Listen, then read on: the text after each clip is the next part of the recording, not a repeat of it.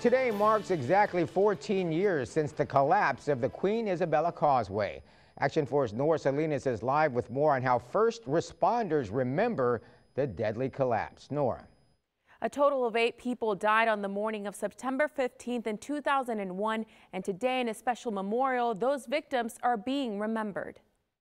Everybody knew Bob Harris, and he was a well-liked person. Today, Rodrigo Garcia looks back on the life of former Port Isabel Fire Marshal Bob Harris, who died when a 240-foot section of the Queen Isabella Causeway collapsed in 2001. It was very devastated there for the city at the time because he was the health inspector and the fire marshal. Today, Harris and 7 other victims are being remembered by residents who still recall the tragic accident. A tugboat pushing 4 barges steered the load into a concrete support column. The accident caused 6 cars to drive into the gap of the bridge and fall 85 feet. We couldn't believe it, to be honest with you. I said, no, there's no accident on the causeway, just the causeway is out, it's down. With the accident happening just a few days from the 9/11 attacks, first responders and locals were on high alert. We turned around and we kept looking at that building, 29-story building behind us.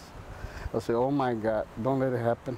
Noe Lopez, general manager at Dolphin Docks, says he vividly remembers not only helping tourists leave the island on his boats, you'll never forget it. No.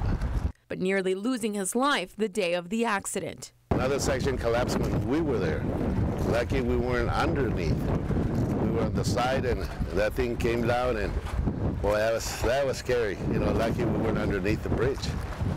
If you had been underneath the bridge, I wouldn't be here talking to you guys. 3 people survived the causeway collapse. Assistant Fire Chief Loya says it was a teamwork of dozens of first responders that the island was able to overcome the tragedy. And we all come together and we make it work. We do ourselves. We work together with all communities. A memorial has been set at the base of the causeway to honor those who lost their lives 14 years ago, as well as those who survived. Live in the studio, Nora Salinas, Action 4 News.